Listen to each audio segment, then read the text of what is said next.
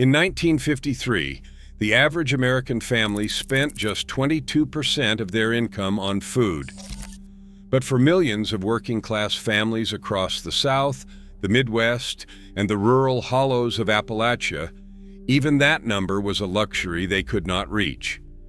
They ate differently, they cooked differently, they stretched $1 into a week's worth of meals using techniques and ingredients that have all but vanished from the American table.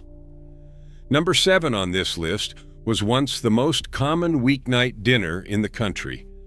Number 3 was served in school cafeterias, church basements, and every farmhouse from Georgia to Iowa.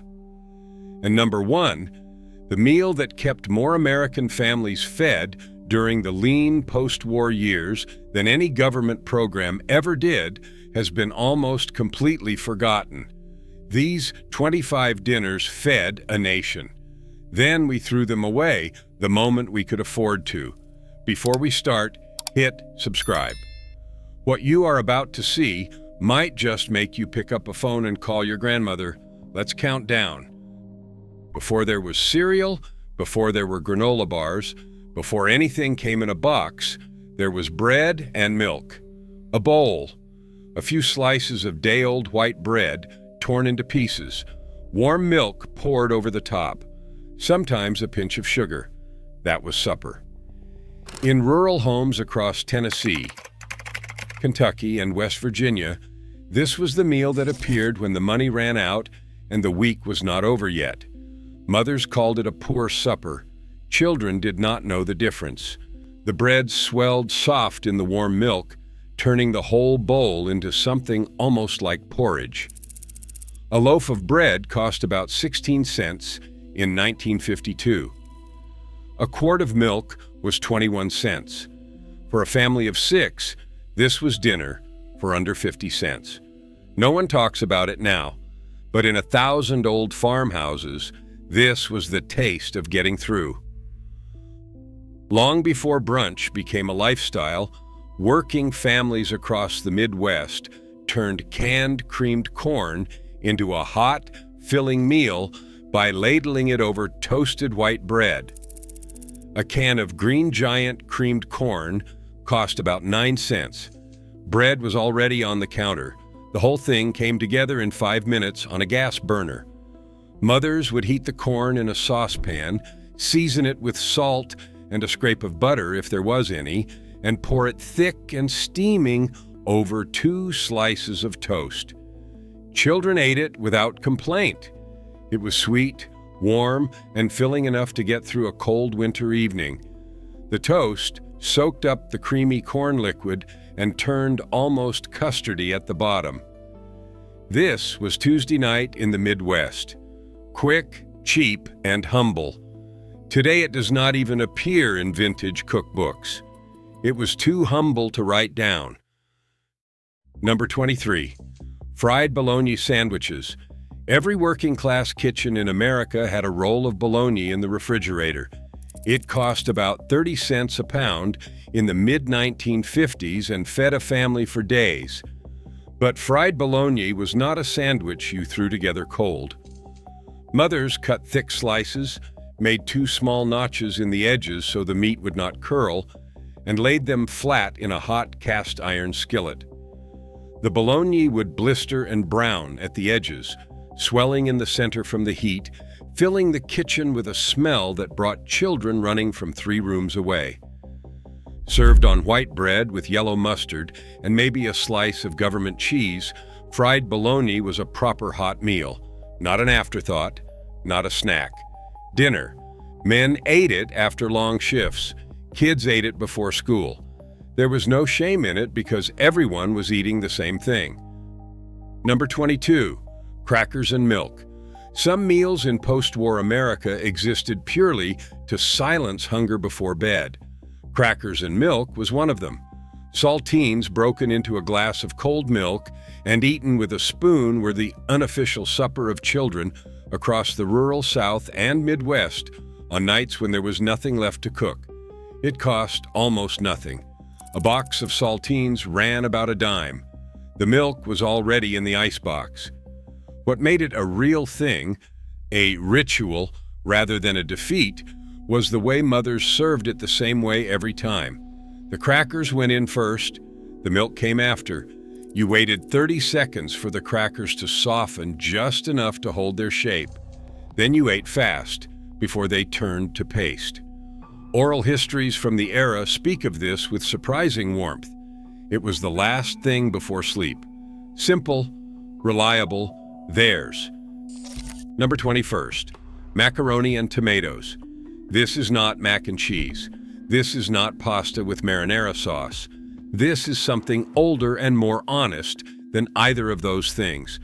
Cooked elbow macaroni, drained, tossed back into the pot with a can of whole peeled tomatoes, broken up by hand, salt, pepper, and a knob of bacon grease. That was it. The tomatoes coated the macaroni in an acidic, savory sauce that was nothing like anything from a restaurant. It was brighter, plainer, more filling. A can of tomatoes cost about 12 cents in 1955. A box of macaroni was 9 cents. This fed 4 people with enough left for lunch the next day. Every Southern grandmother made this. Church cookbooks from Georgia to Mississippi listed it without ingredients because everyone already knew. Today's home cooks have replaced it with jarred pasta sauce and never looked back. That's the loss nobody notices. On farms across the rural South and the Ozarks, potato soup was not a starter. It was the meal. Diced potatoes simmered in water with a chunk of salted fatback or salt pork until the potatoes were soft enough to break apart with a spoon, creating their own thick, starchy pitch of broth. Onions went in early. Salt and pepper went in at the end. A splash of canned evaporated milk, if you had it, turned the broth creamy without any butter or cream. Fatback cost about 8 cents a pound. Potatoes came from the root cellar or the garden. This dinner cost almost nothing, and it filled every stomach at the table. The fat from the pork floated in small golden pools across the surface. Children dragged cornbread through the broth until the bowl was clean. Nothing was left. Nothing was ever left.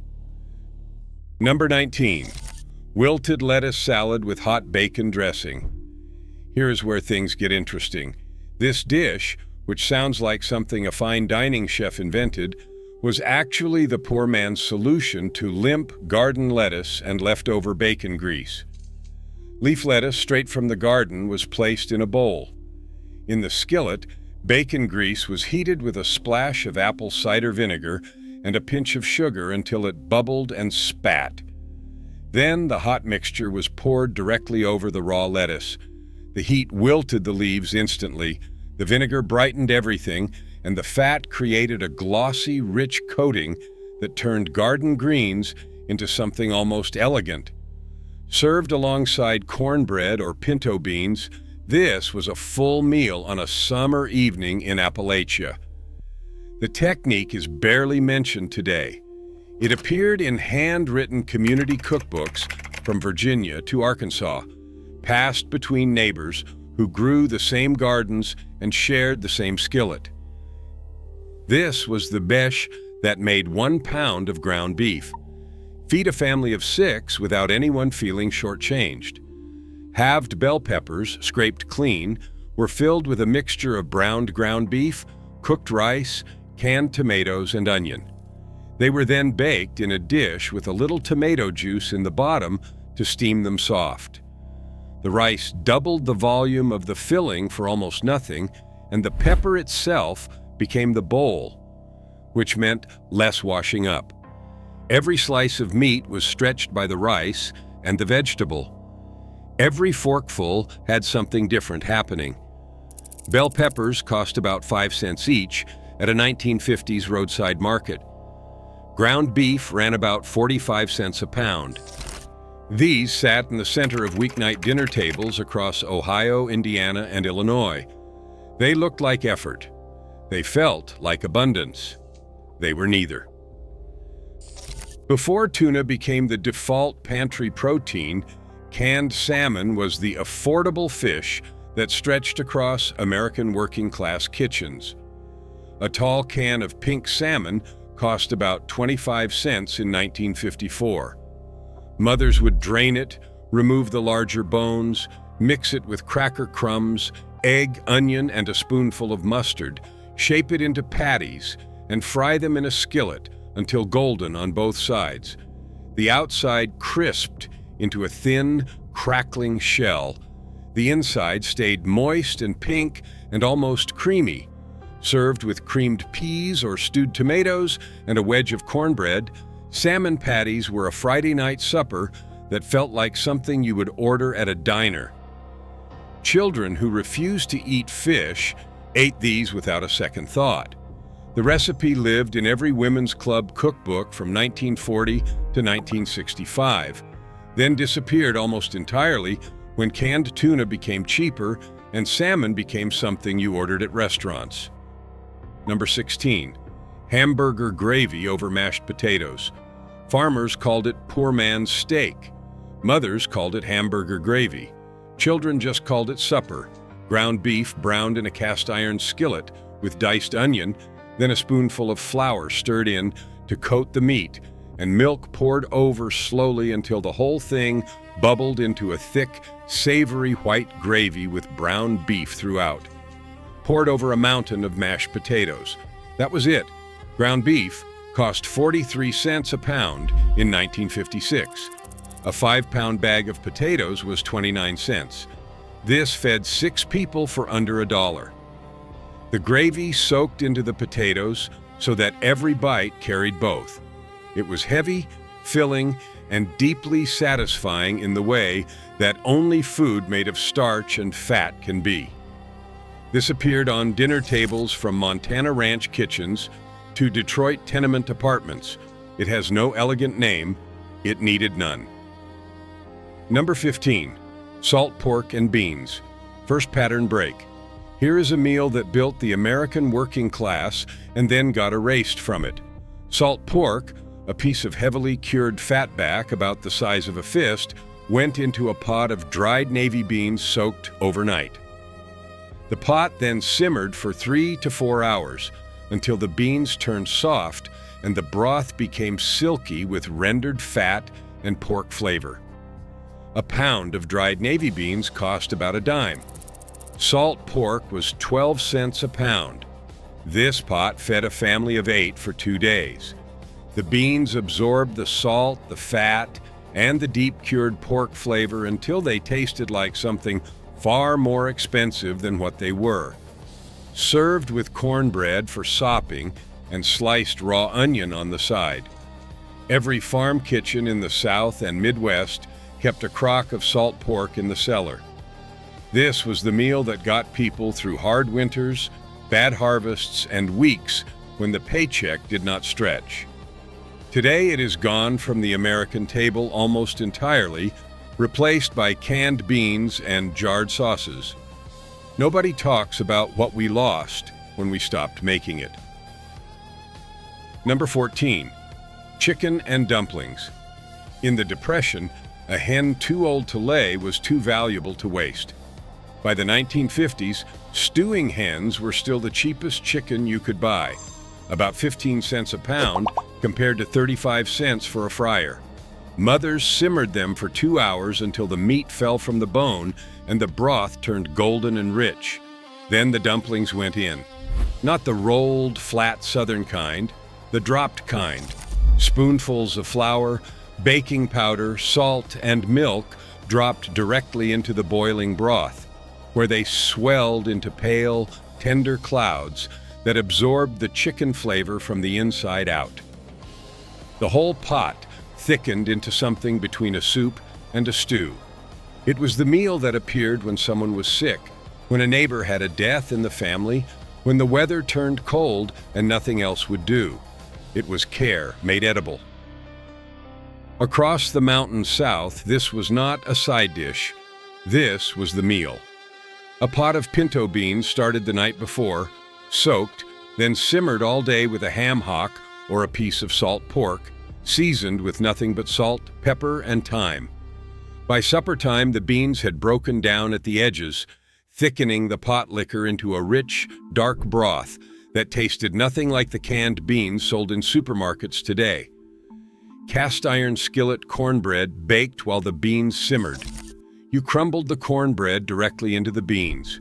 You ate from a single bowl. In parts of Kentucky and Tennessee, this dinner appeared 5 or 6 nights a week for families who could not afford anything else. The beans cost 8 cents a pound. The ham hock was a scrap the butcher practically gave away. This meal built generations of Americans who worked in coal mines and textile mills and never asked for anything fancy. They did not need fancy. They had this. Number 12, navy bean soup with ham bone. If salt pork and beans was the everyday meal, navy bean soup with a leftover ham bone was the Sunday luxury. After Easter or Christmas, when the ham was picked clean, the bone went straight into a pot of soaked navy beans with diced onion, celery, beige, and a bay leaf. By afternoon, the kitchen smelled like something you would find at a roadside diner, warm, meaty, and deeply comforting. The broth turned the color of weak tea, cloudy with dissolved starch, and each bean swelled full and yielding around its soft center. The last scraps of meat that fell from the bone during cooking floated through the soup in tender shreds. Senate bean soup, essentially the same thing, has been served in the United States Senate dining room since the early 1900s. That tells you everything about how sustaining this soup actually was. Today we buy boxed broth and skip the bone, the depth of flavor left with it. Number 11, creamed chipped beef on toast. The military called it something unprintable. Civilians called it SOS, and they ate it without complaint.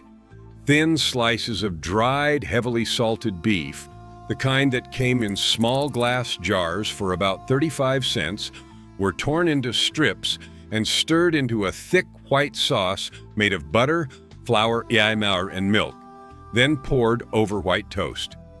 The saltiness of the beef seasoned the sauce without any additional effort. The toast soaked up the cream gravy and turned soft beneath the weight of it. Every veteran who came home from Korea or World War II had eaten this for breakfast on a base somewhere. They brought the recipe home because it was fast and filling. Mothers who had fed families through rationing recognized it immediately. It appeared in American home kitchens throughout the 1950s as a weeknight supper, a quick lunch, a Sunday breakfast. Today, it appears nowhere except in discussions of military nostalgia. Second pattern break. Food companies don't want you to think about this one too hard. Beef liver was one of the most nutritious foods an American family could put on the table in the 1950s, packed with iron, vitamin B12, and protein. And it cost about 20 cents a pound. Butchers had more of it than they knew what to do with. Mothers sliced it thin, dredged it in flour, and laid it into a hot skillet while sliced onions caramelized in a second pan. The liver cooked fast, 2 minutes aside. Any longer and it turned tough and bitter, which is why a generation grew up hating it. Done right, it was mild and rich, the outside golden and slightly crisp, the inside still faintly pink. The onions went over the top in a pile. The whole thing sat in pan drippings. Served with mashed potatoes and green beans, this was a complete, nourishing 30-cent meal. We stopped cooking it because we could afford not to. The nutrition didn't go anywhere. The knowledge did. In the low country of South Carolina and Georgia, Hoppin John was not just food. It was tradition, it was superstition, and it was survival compressed into a single pot. Black-eyed peas cooked with a smoked ham hock, then were tossed with long-grain white rice and seasoned with salt and a pinch of red pepper. The rice absorbed the smoky, earthy broth from the peas, and the peas swelled until they split at their centers. The whole pot tasted of the South in a way that is almost impossible to describe to someone who did not grow up eating it. Eaten on New Year's Day, it brought good luck. Eaten on a Tuesday in February because there was nothing else, it brought dinner. Black-eyed peas cost 7 cents a pound in 1954. Rice was a pantry staple. This pot fed a large family for next to nothing and left them full. Today, Hoppin John appears on restaurant menus as a Southern specialty. In the 1950s, it was what poor families in the Carolinas ate to stay alive. Number 8, scrapple. This is the one that makes people flinch. Scrapple is what Pennsylvania Dutch farmers made when they slaughtered a hog in November and could not afford to waste a single piece. Scraps of pork, the trimmings, the organ meat, the head meat, wheat simmered in water until the meat fell apart, then mixed with cornmeal and buckwheat flour and seasoned with sage, thyme, and black pepper, poured into loaf pans and allowed to set firm overnight. The next morning, the loaf was sliced a 1/4 inch thick and fried in a skillet until each side turned deep, mahogany and crisp. It was served alongside fried eggs with a drizzle of maple syrup or a spoonful of apple butter. In Lancaster County and the Delaware Valley, this was the breakfast that launched working men into fields and factories. A loaf cost about 18 cents and lasted a week. Today you can find scrapple at a handful of specialty butchers in Pennsylvania. Everywhere else, it has been forgotten entirely. Number 7, split pea soup with ham. Third pattern break. No other dish in the American poor man's kitchen stretched as far as a pot of split pea soup made with a ham bone and dried split peas.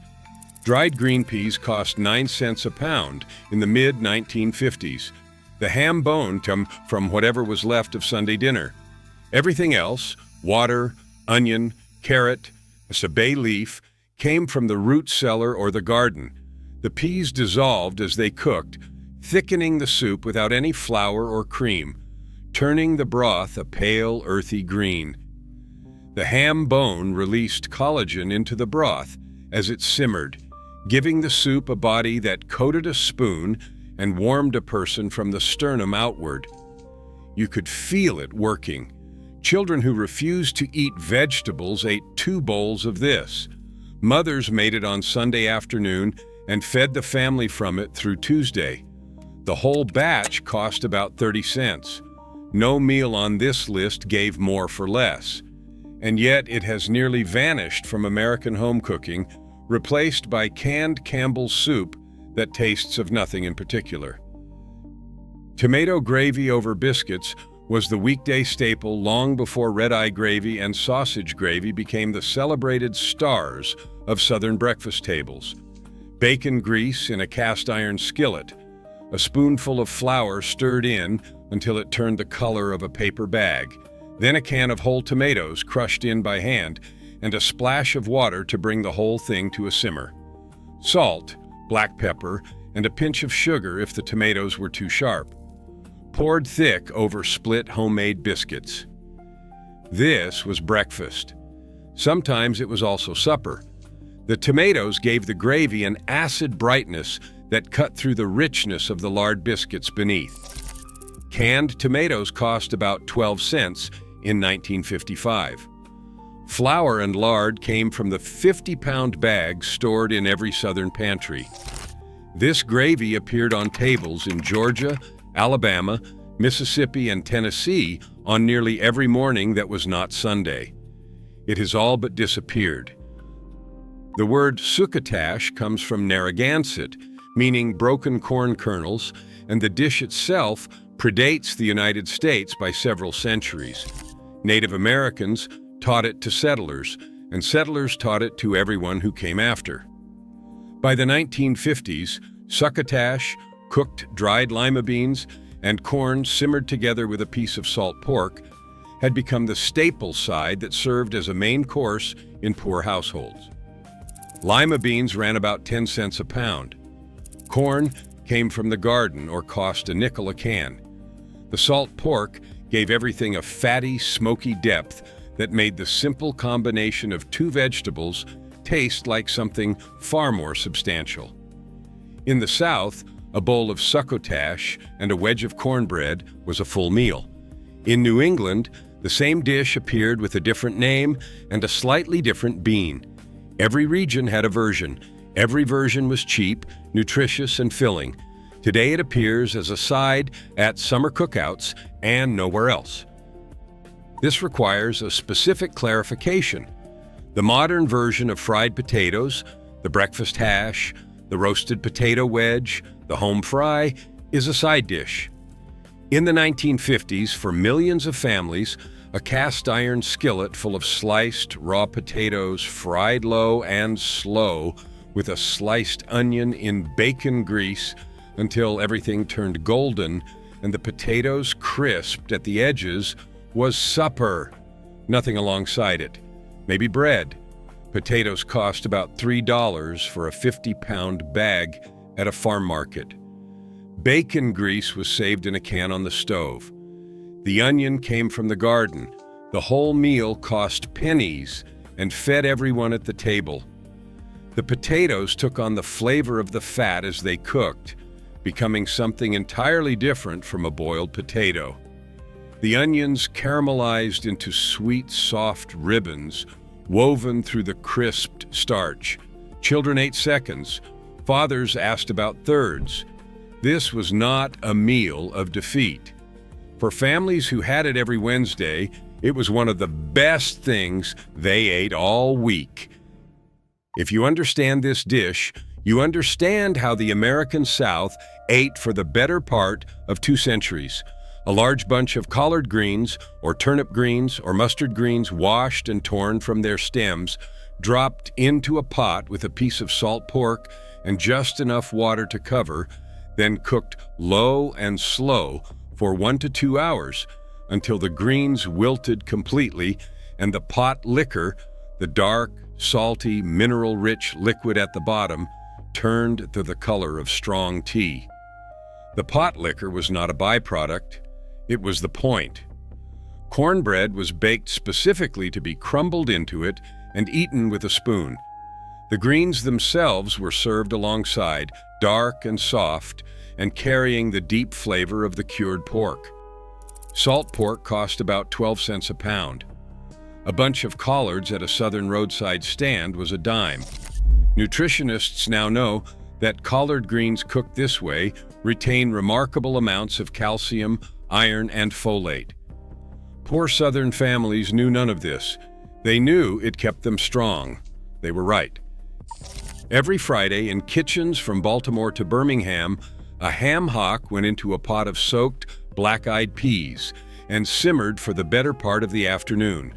The hock, the lower portion of the pig's leg, was almost entirely bone, skin, and cartilage, but what it released into the cooking water during those long hours was extraordinary. The broth turned rust-colored and deeply smoky, thick with gelatin from the skin and collagen from the joints. The peas drank it in. By the time supper was ready, the liquid was as satisfying as any stock you could make, with 5 times the ingredients and twice the effort. The meat that fell from the hock, small, almost stringy pieces of heavily smoked pork, was divided among the plates. Ham hocks sold for about 15 cents each in the 1950s. 2 fed a family comfortably. Church cookbooks from the era list this as the first recipe, not because it was impressive, but because everyone needed to know how to make it. At the top of this list is something so plain, so unglamorous, so thoroughly stripped of everything modern food culture values that naming it almost feels like a disappointment. Bean soup. Not a specific regional version, not a named variety with a memorable story attached. Just dried beans, whatever kind was in the pantry, simmered in water with an onion, a bay leaf, and whatever scrap of cured pork was available. cooked until the beans broke down and thickened the water into something that could sustain human life through a long winter on almost nothing. This is the meal that appears in every American oral history of poverty from the Great Depression through the post-war years.